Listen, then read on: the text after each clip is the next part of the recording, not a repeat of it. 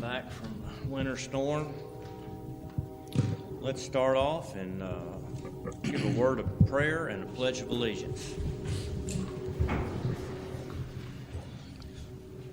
Lord, we come to you this morning just giving you thanks for how you took care of us during the winter storm, and while we know that there were many that had a pretty miserable time during that snow and very cold weather, we are grateful that for the most part you took care of Titus County and provided us with continuous power and water for most. We know that there are still a lot that don't have full water back, and we pray, Father, that today would be the day that they would have their water restored so they can get back to some sense of normalcy. Thank you for protecting county facilities, again, for the most part, with a couple of exceptions. But again, we're grateful, Lord, that we had the electricity to stay warm and to keep functioning. Thank you for our staff, Lord, and for the extra efforts that some of them put in. Lord, we thank you for our first responders and our firefighters, our folks at the hospital that have had an extremely difficult week on top of already difficult circumstances with COVID, and we pray for their rest and recovery in the days ahead. And again, we pray that you will get our community entirely back to normal. We come to you today with a short agenda, but nonetheless we ask for your direction and guidance in each and every item, and we turn the agenda now over to you. In Christ's name, amen. Amen. I pledge allegiance to the flag of the United States of America and to the republic for which it stands, one nation under God, indivisible, with liberty and justice for all.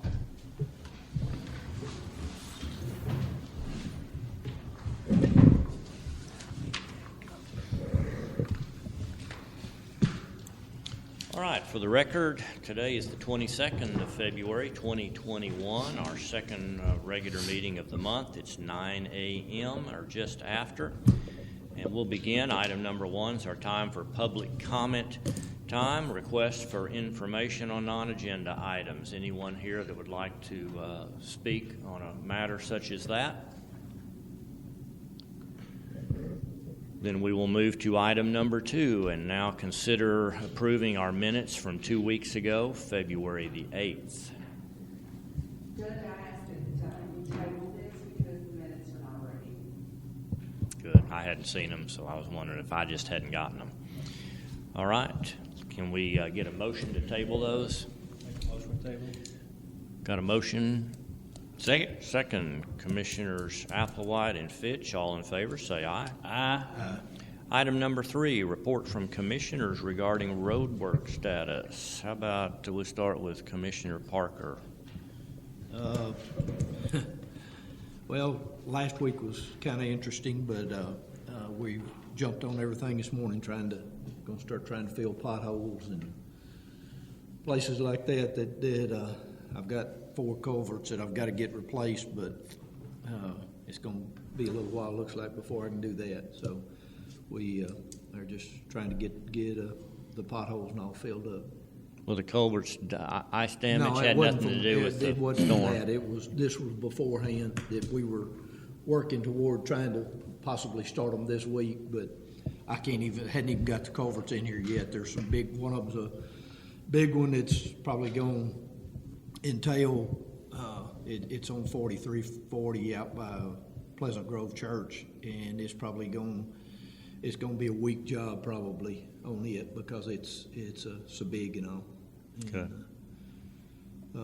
Then got another one over on 4275 that we've got to replace. It's not quite as big, but it's going to be a pretty good job. It won't be as big as that one, but because the creek is not as deep. But anyway, that's where we're at right now.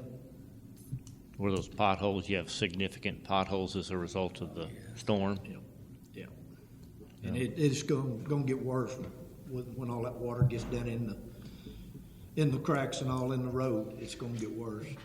I know I saw some things that people were wondering why we didn't get out and blade the roads and all, and our roads are not like state roads. They're not. And if you look up here by Sandlands, they ripped all the gravel off of theirs up there. And so, I mean, with what we put on our roads, they just won't handle blading them. I mean, we had the roads tore all to pieces. We'd been back driving on iron ore road, dirt roads if we'd have tried to get out and done anything. We just had to. Tough to scrape the snow and leave the gravel.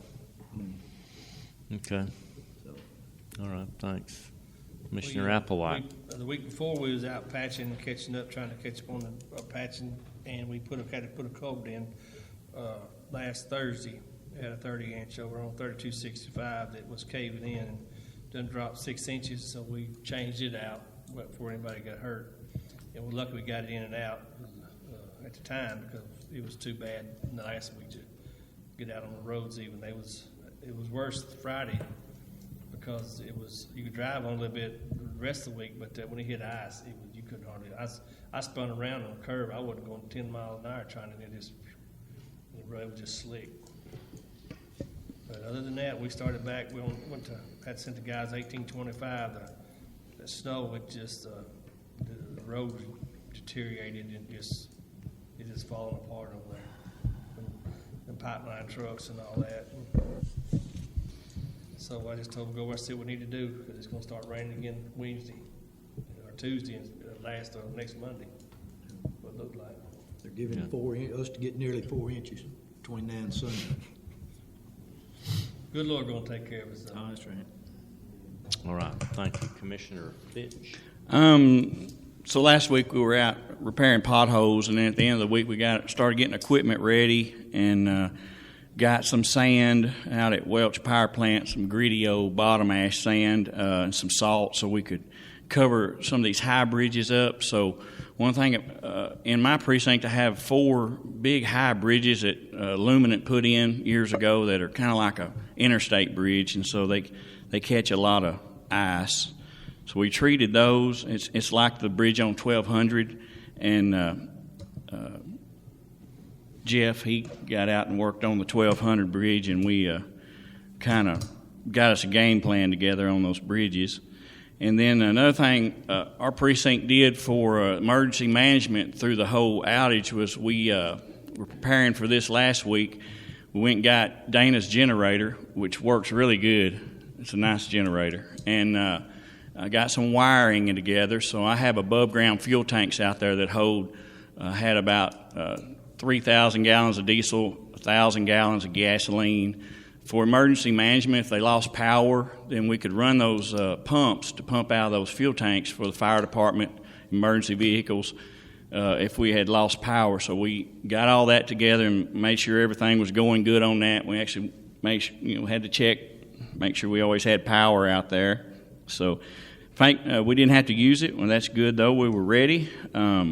Then we got out and bladed roads that we could. Like I said, you can't get very deep on these county roads, so we would get down, within an inch or so and get the majority off and let Mother Nature melt the rest of it. So did some blading, and then Mother Nature caught up with us. It started getting when it get almost about freezing, from about 30 degrees on, it really starts melting pretty quick. The sun did the biggest job, so stayed busy all week on that. We had a lot of power outages in my precinct, so I got a lot of calls out of the Blodgett, Monticello area. We were monitoring the Wood County Electric. They had some major problems with the cold weather, so they got a hold of it and they finally got it back on to stay. Had some water issues with water being out in the Monticello area and low water pressure everywhere else. Then Wednesday we had the Justice Center froze, and my bunch and Precinct 1's bunch, the Justice Center folks all showed up. We got some inmates, which Parker said, let's get some inmates. We got several trustees over there helped us. We ripped most of the carpet out of the building that was wet, ceiling tiles, just all kinds of miscellaneous things that got wet, and furniture and such, sweeping and squeegeeing the water. We took our vacuums. David Holmes came up there and got us a lot of supplies and helped, and he worked like crazy on it. And then the next day we shoveled all around the courthouse so we could open up the courthouse. there was lots of piles of ice and snow from the street sweepers and different things that came by, plus our sidewalks, making them safe. And then Saturday night, the weirdest thing happened on 10:30, doing with this ice. Under 10:30, of course, the road had cracks in it, and all that moisture got in there. Then it turned to ice, sub-zero weather. That road swole up. It had like 6 inches of sand underneath the road paving, about 2 inches of cold mix and oil dirt. And then below that's hard clay. I mean, it's really hard. So there were 6 inches in there, which is saturated from one side. The ditches were so full of melted snow, it went underneath the road. When that froze, it swole the road up and just exploded it. And a few cars went through it, and it looked like you had plowed the road. It looked like hogs. It just rooted the whole road up in about 3 big places. One of them's 20 foot long, one of them's like 30, and the other's like 40 foot long. So we went out there and dug out all the soft material and put in wrap, my biggest graveled up wrap in there, and packed it. And it's real soft, and stopped a lot of people when we were out there. It was heavy traffic at night, so we're going to work on getting some dry material back in those base failures and getting that hardened up, because that's on the plan this summer to chip seal that road, and we will get it under control. So we're working on that. That was a very strange situation to see. So other than that, I'm going to rest my case. What was the surface of that road? That surface was about 20-year-old cold mix, 2 inches. Under that was about 2 inches of oil dirt. So it had not been seal coated any time. Hadn't been seal coated. If we'd have seal coated it this summer in that section, it was pretty good road. Probably would have saved that road. And just the sealing of all the cracks, it was real spider cracked, really bad. And maybe not. Here's what happened: the ditches are full. Water ran through that sand layer. It was that sugar sand for 6 inches. When that water's under there, it's moist. When the ice hit it, it swole it up, 15,000 pounds a square inch, and it expanded it, and it popped that road up. And then it came down and it sunk down into that mud. It was the darndest thing I ever saw.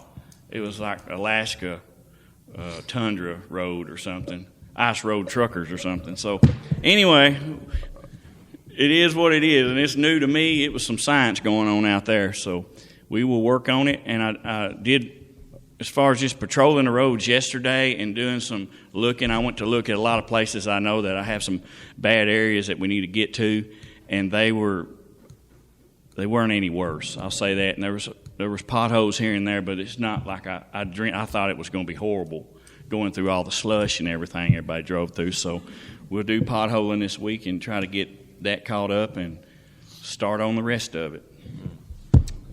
Go ahead there, Jeff. I'm tired. Due to the rain and snow, we weren't as productive as we would like to have been, but as John said, me and my crew went up through the Justice Center to help push water, pull carpet, move furniture when the pipes flooded. And basically, we went and maintained the roads to help them make them safer so traffic could travel around, and sanded the bridges, and basically all we could do. Brian, one thing I forgot, I closed off from the loop around 4215 Friday, because that one hill there by Hess and Fender Place was so bad. We had 4 vehicles, I think, off in the ditch there. And during the night, sometime Friday night, somebody stole one of my signs. If y'all see a road closed sign laying anywhere in the ditch or anything, well, let me know. Those signs are about $180, $90 a piece, I think. So, but anyway, the side, the legs that holds it up is still there, but the sign itself and the crossbar for it was gone. So, if anybody sees it or anything, they might holler at me and let me go get it. They needed firewood.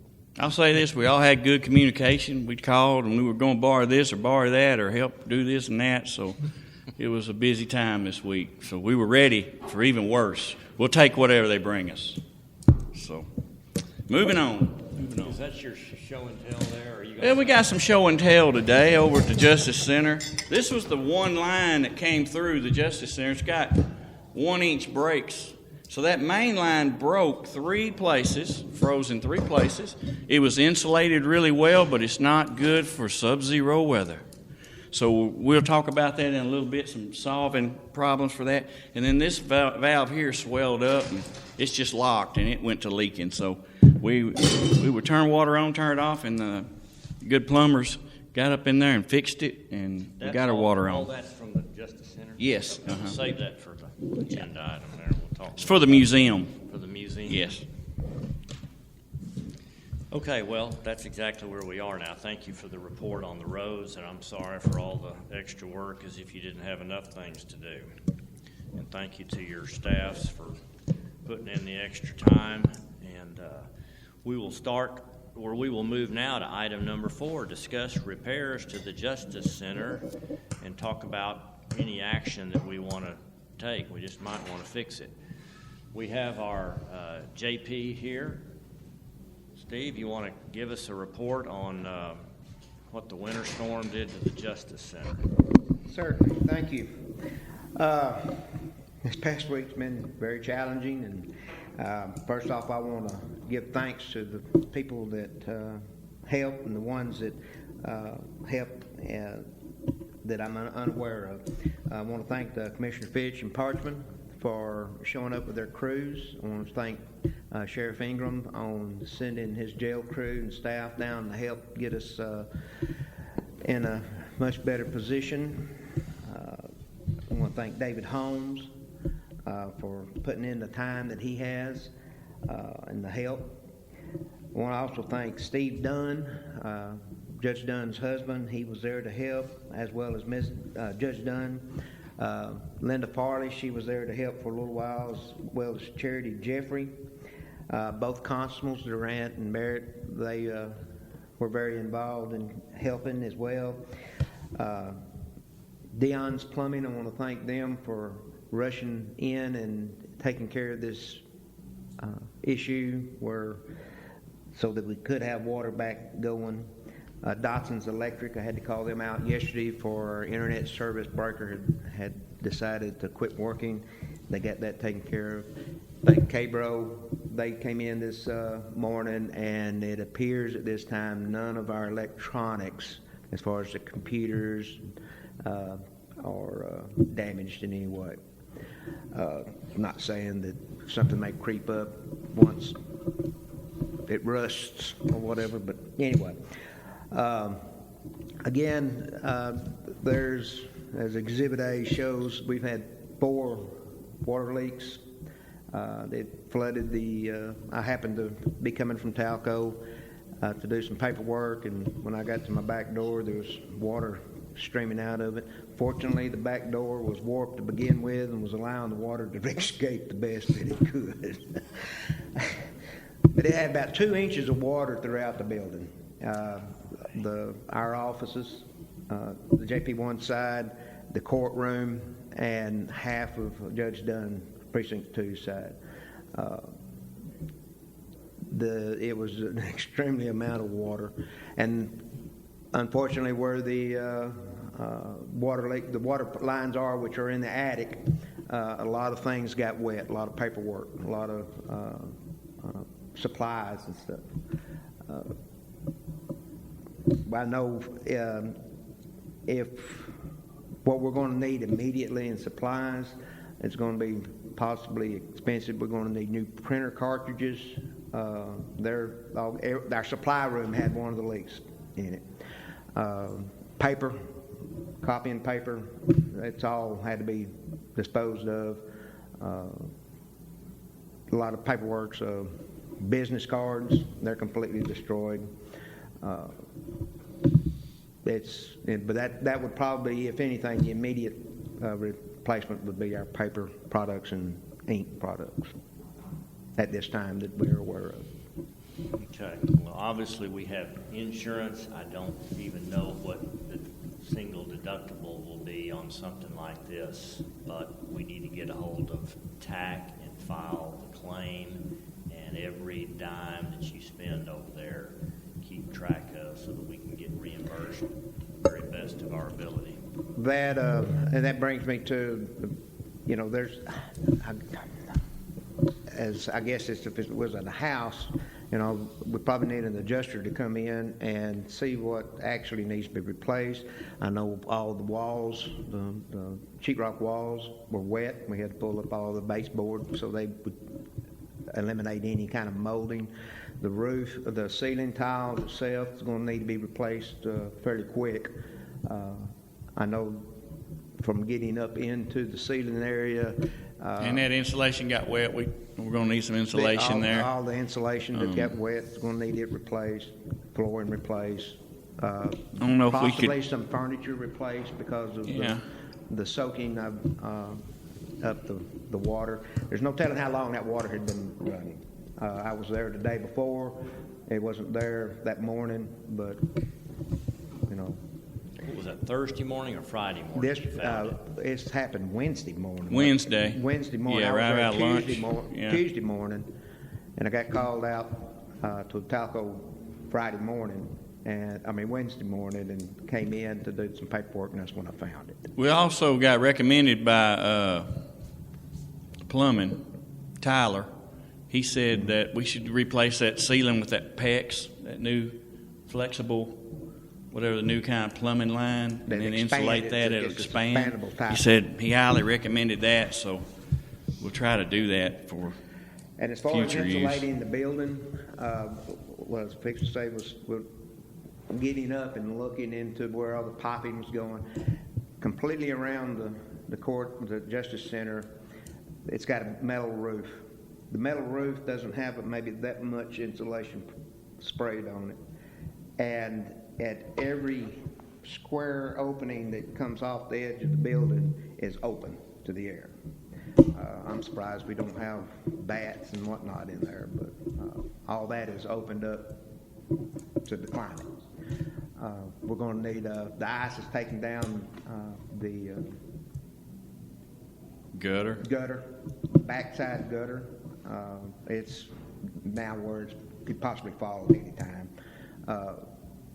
But there's a lot. But anyway, back to the adjuster, you know, I'm not, you know, somebody's going to have to come in and tell us what we got to have, what we can have, and what not we can have. Okay, so you have not made any contact with TAC yet? No, okay. No.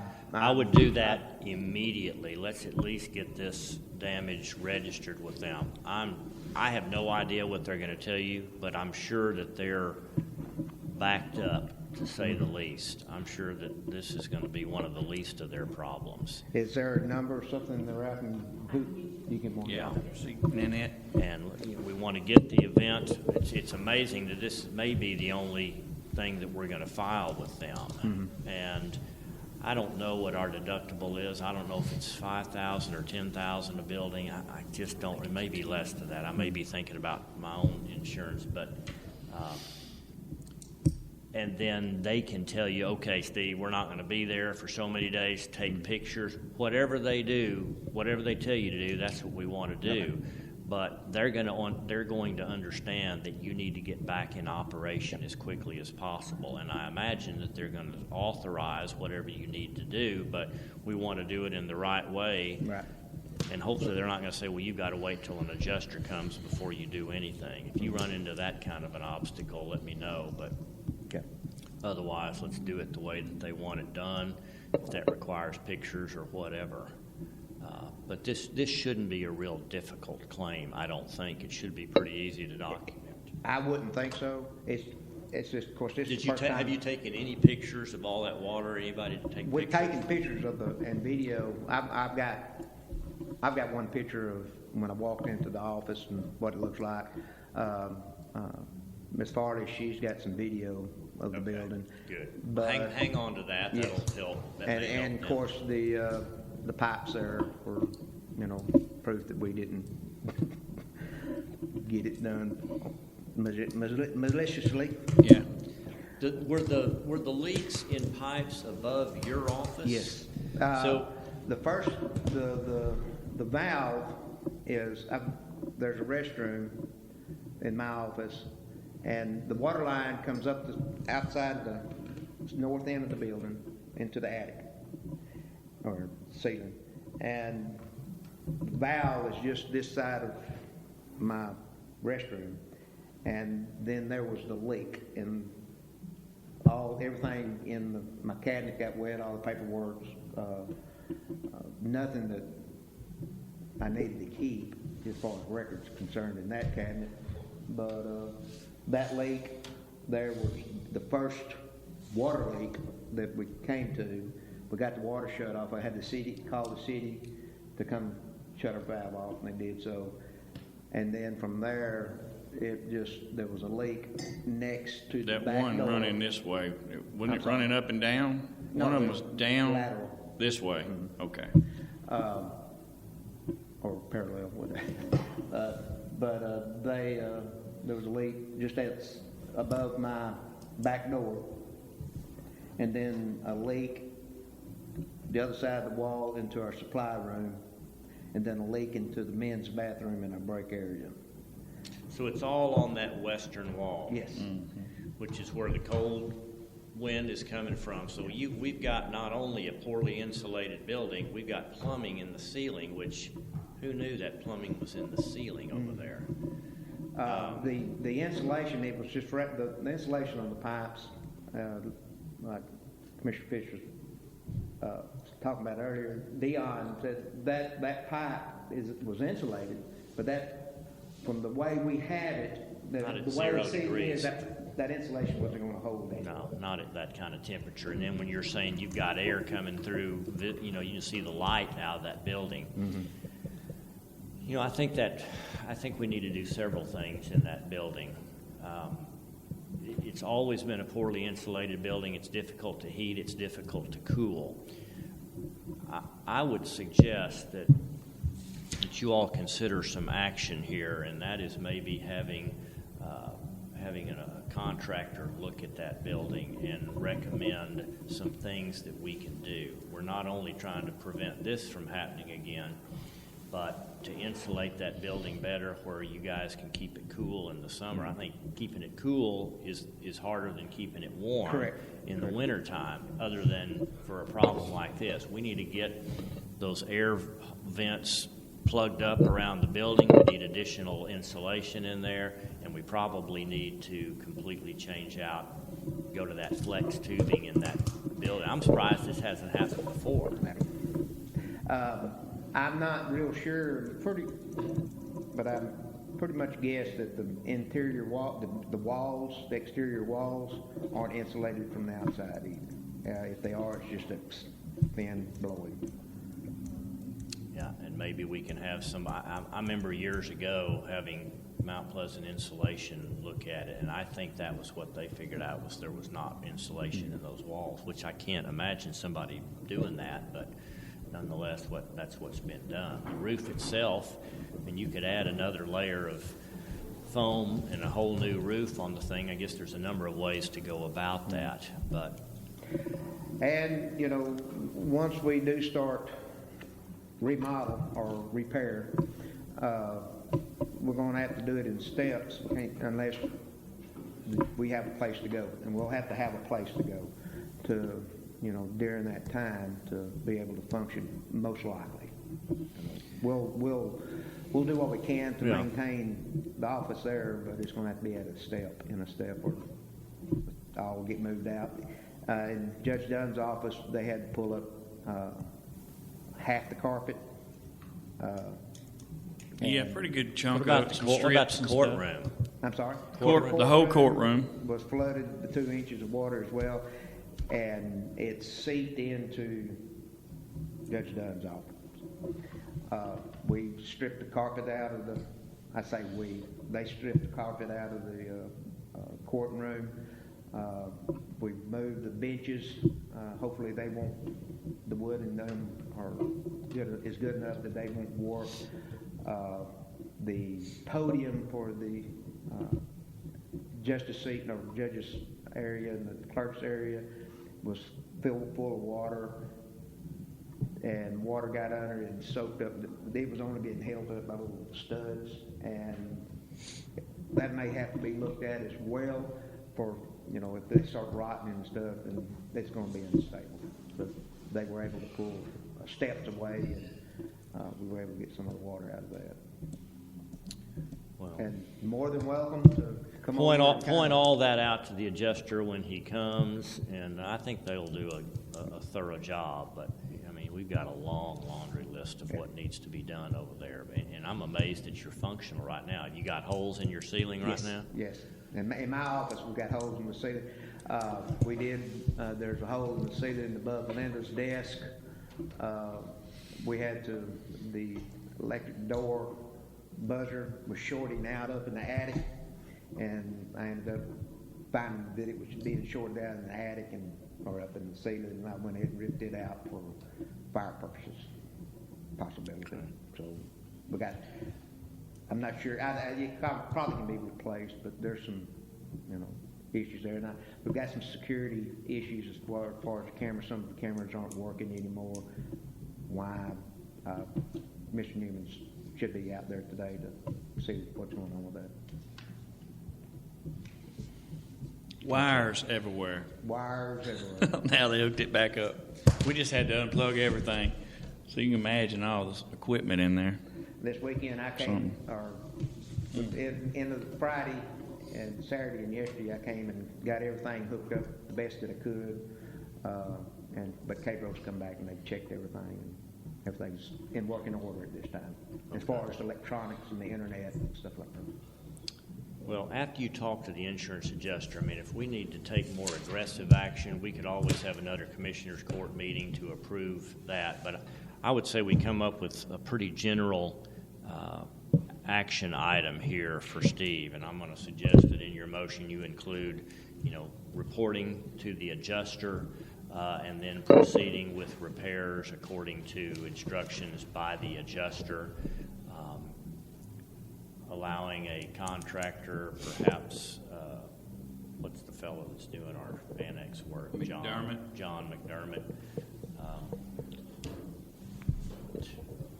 You're going to probably have several contractors involved in this. But it would be good to have somebody coordinate that.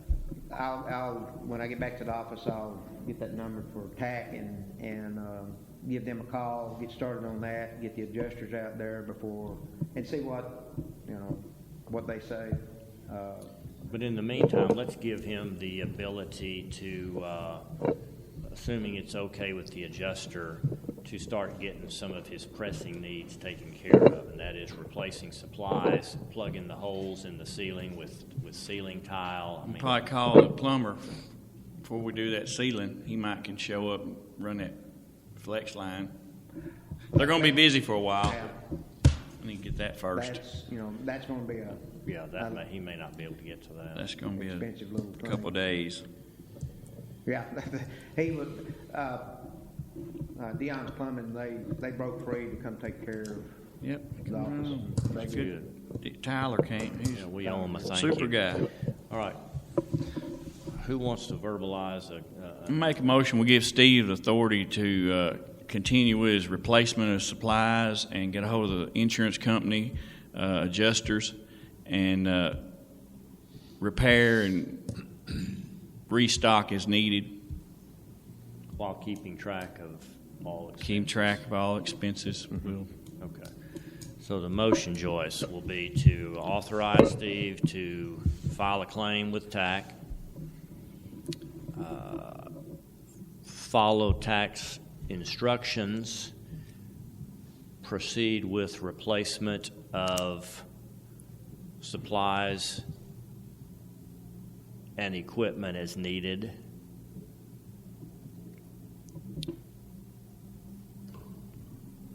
What else? And contact Flooring, plumbing, insulation. That should get it. I mean, those companies do their own work. Flooring company, plumbing company, insulation company. They probably You might have to do some sheetrock see as them. well. Yeah, I need to look at that sheetrock. That's the sheetrock. We've unfortunately, when we were removing the base It was just boards and everything, it's mush. It ripped the texture off the wall, in places. I mean, not sufficiently, but it just, it happens, and possible mold behind it. Yeah, I was thinking we're at least gonna take 12 inches off that anyway because it absorbs so much of it, so. And I'm sure the adjuster will agree. And beyond that, why don't we just take our cues from the adjuster, and if we have a need to gather back up and take another vote on quicker work, we can do that. But let's take care of your pressing needs right now in accordance with tax instructions. Will do. Okay, there's a motion. Oh, and one more thing, if I may add, I won't be doing this alone. I assure you that I'll be in conference with the constables and Judge Dunn herself. This is a team effort. Yeah. It's going to be a headache for everybody in there. And what I don't know is, I don't know if we need to turn the entire job over to a single contractor versus you functioning as a general contractor. Doesn't seem to me to be the way to go about it. But That would be, I mean, I've got other duties that I've got to perform too, and this is going to be full-time. let's just see what TAC has to say and then go from there. So Joyce, what have you got right now in the way of that motion? I got authorized Steve to follow their instructions with replacement of supplies and equipment as needed. Okay. That'd be good. Let's hold off there for now. Just get hold of TAC. Yeah. And And I'll- again, keep track of every expense you can possibly throw into that job. Okay. We need to get it reimbursed, and then we'll, maybe some FEMA money available for something that's not covered by insurance if we've got a large deductible. But let's pile as much work into this deal as we can. Okay, got a motion by Fitch. Second by Commissioner Parchman. All in favor, say aye. Aye. Thank you, Steve. Sure sorry. Item number 5, approve oral and written reports. You've got, Barbara's report in front of you.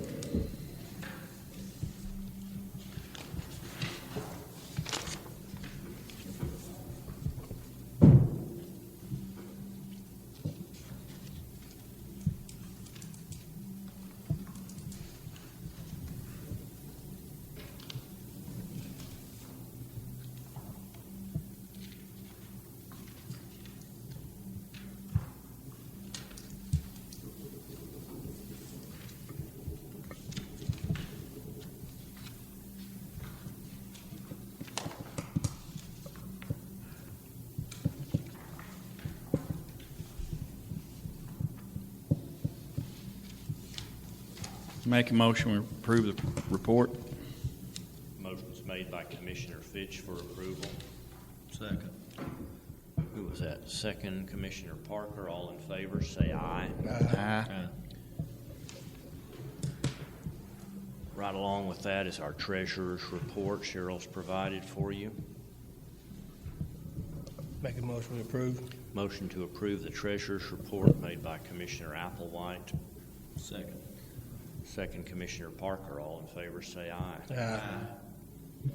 All right, let me get your signature on these approvals.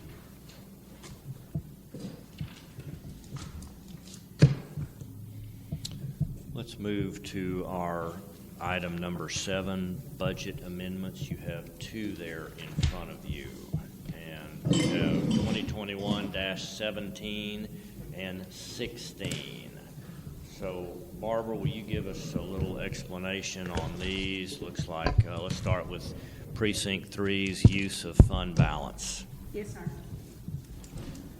The first one here, number 16, is to move $9,300 to capital outlay. That's for Precinct 3. These are funds that are currently in Precinct 3's fund balance. The audit report, we don't allow you to move those funds until the audit report is completed. It was completed and approved. The amount available is $209,730. This request is for $9,300 for the purchase of a dump bed. It's requested by Commissioner Applewhite. Okay. What I would like to see in the future, unless you all see it different, is anytime we make a capital purchase of any significant amount, we may have a budget adjustment to go along with it. I would like to list that purchase separately and specifically in the agenda items, just so everyone, specifically the public, can understand what it is that we're purchasing. And so on here, if you feel the need to hold that up for a couple of weeks and approve that separately, fine. If you want to approve this budget amendment there that allows Dana to make this purchase of a dump bed, and this dump bed is, what is this for? For one of our trucks that we got from the fire department. The ones you got back from the fire department that had nothing on the back of it? Right, we're just gonna put a bed on where we could use it as a patch truck. Okay. Not replacing anything, it's adding to something that's not there. Item 17, this budget amendment. Barbara, will you explain that one to us? We're not making any specific purchases here. We're just utilizing. We're just setting ourselves up for that, I guess. That's correct.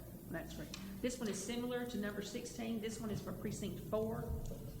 It's to increase capital outlay for equipment, culverts, part-time salaries, and then the benefits that go with those salaries. The total increase is $133,275. The audit report reported an amount available of $350,977. None of these items have been purchased yet. This is just planning that Commissioner Parker's doing to get ready to use these funds. Okay, the $350,977. Give us a little more explanation on that. That's available fund. That wasn't all carryover, or was that all carryover? Well, fund balance is in effect carryover. That's historically everything to that number. Okay. At 930 last year. So that does include what we're carrying over from the prior year that was not used, plus budgeted items in the current year. Yes. Okay. Any questions, comments, more elaboration on either one of those? And if you're okay with that $9,300 capital purchase here without a specific agenda item, please state that in your motion. So make a motion, go ahead and approve those purchases. And it's just one purchase. That one purchase for the dump bed for precinct 3. And the budget amendments. Okay. For precinct. The motion by Commissioner Fitch is to approve these two budget amendments, 16 and 17, one of which includes the purchase of a $9,300 dump bed. Second, Commissioner Parchman. All in favor, say aye. Aye. Opposed? All right, I'll sign these.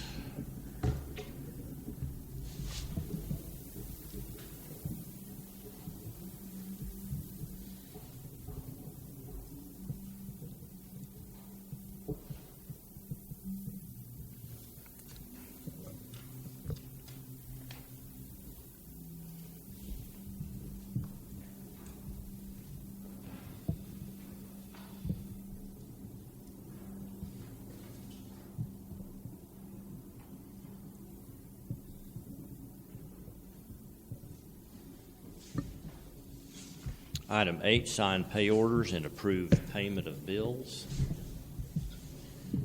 Make a motion to pay our bill. Motion is made by Commissioner Parker. Second. Seconded by Commissioner Fitch. Any discussion? All in favor, say aye. Aye. Opposed?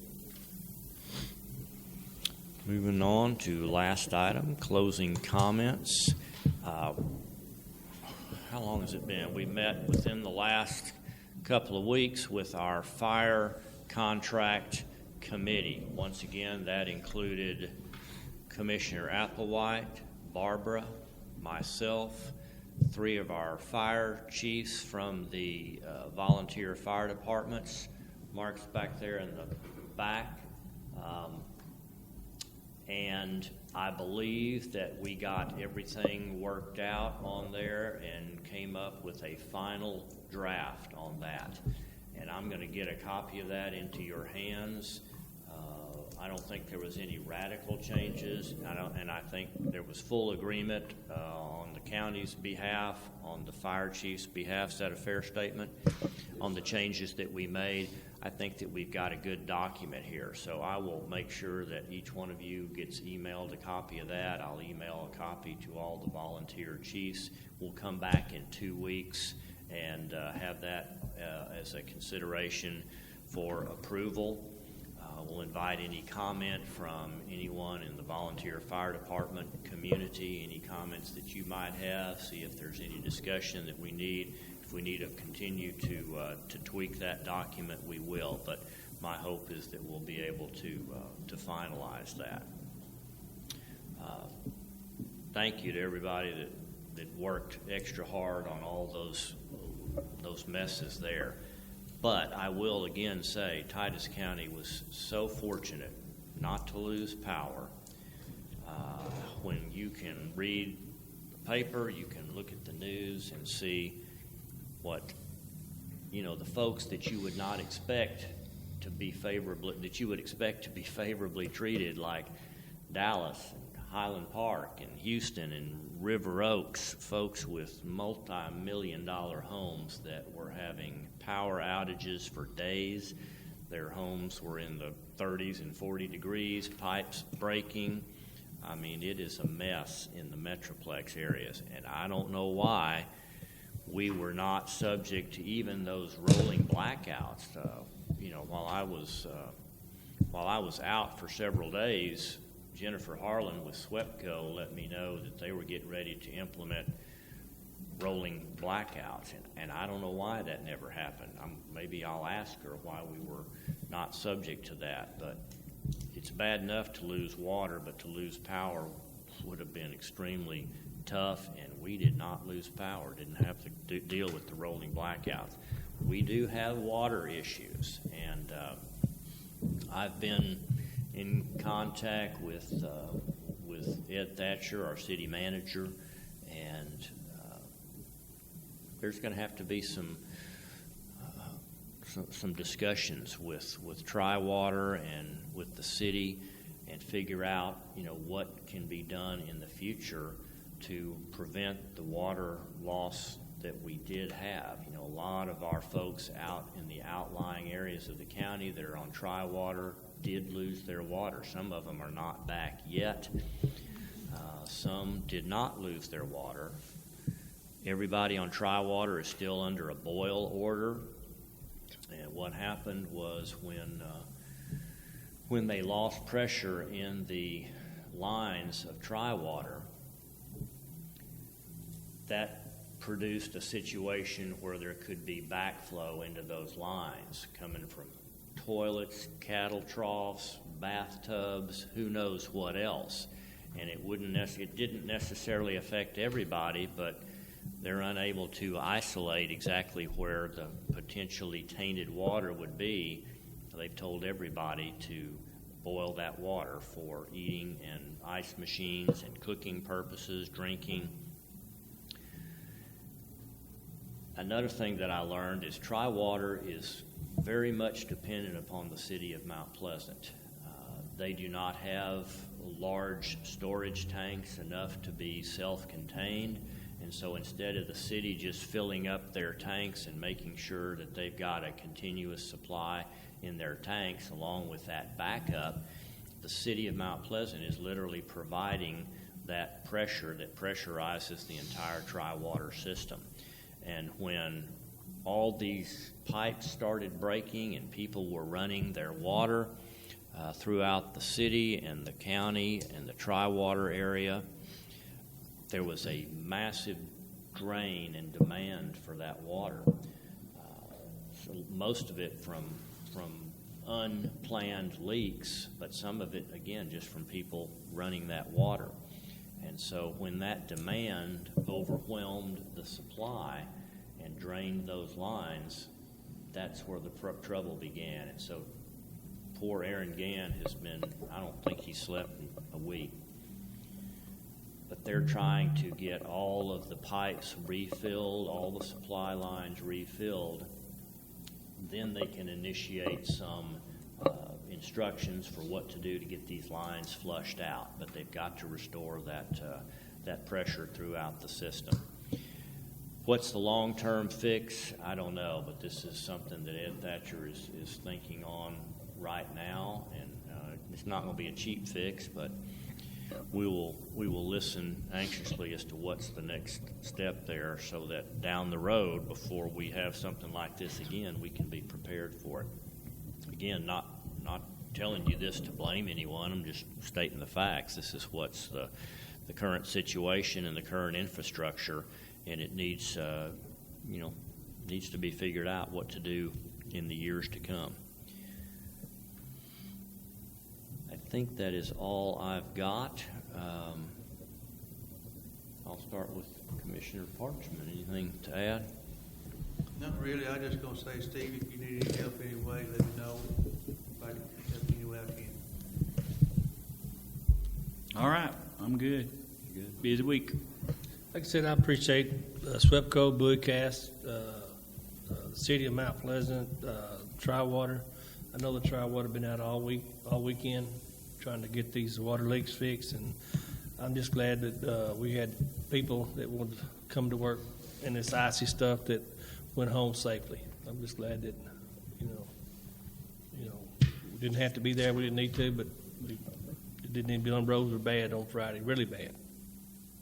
I'm glad everybody made it home safely. All I want to say is I appreciate everybody that's taking care of things, especially our first responders and whatnot. My guys, I had one of my guys that lost a carport down on both vehicles, and he finally got the vehicles out from under it. But we luckily everything at our yard and everything was in good shape. We run all the equipment, cranked everything, and run it all Friday and made sure everything was up and going. Everything was good. So I just appreciate everything, and also want to tell Steve, if you need some help with anything, hauling anything off or anything like that, just let us know. All right. And one other thing, Brian, I had several that called me about the water situation, and I was kind of at a loss, with what to do. One lady said that she had been drinking water for 3 days, that it was supposed to have started, the boil water was supposed to have started on Wednesday, and I didn't. Of course, we were working off our well. I didn't, at the house, and I didn't lose water or anything, so I didn't really know a whole lot about it other than what you had sent out to us. And but she was very upset that she didn't get any kind of notice or anything. Said some of her neighbors got phone calls, which I guess that was our alert service that we get. I told her that she probably just needed to call Tri-Suds and talk to them, and I said, that's all I can tell you to do with that one lady. But I had 3 or 4 that called and wanted to know. And I told them what I could tell them, what you had relayed and whatnot, and just there's something out there, some way out there that we could get the word out to everybody instead of just the ones that have signed up and all for that. And I don't know how or anything we could do that, but we do need to let everybody know in a situation like that what they need to do. Well, we don't have a daily paper. It was on the radio. It was, there's Chief McCrae calling.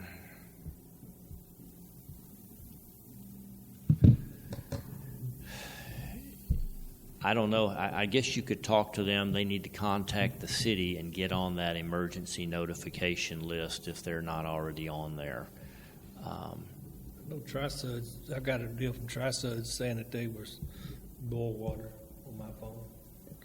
I think that was the city's emergency notification system that's doing that we decided to. It went out to a lot of people that it didn't apply to, but so I was getting questions about that, but we just decided to send it out to everybody. I say we, Chief McRae and I were talking. We thought that was the best way to blanket the whole community because so many people are on that notification list. And again, it's unfortunate, but if she's okay now, she's probably going to be okay. But I'd say call the city, find out how to get on that emergency notification list if she's not already Well, I on told there. her, I said, I figure that's where your neighbors know. She said they got a phone call, and I figured that's probably where it was Phone at. call and From that they were on that call list. voice message and text, probably, if you have text capability on the number that you have listed with them. Well, I got both. I got one at the home phone, and then I got the text on my phone, so. Well, I hope nobody has gotten sick. Again, not all of the Tri-Sud system is going to have contaminated water. It's just going to be, the potential was there. Better to be safe than sorry. All right, anyone else in the audience? All right, that is all I have. I will entertain a motion to adjourn if you are ready to adjourn. Make that motion. Motion made by Commissioner Applewhite. Second Commissioner Parker. All in favor say aye. Aye. Thank you.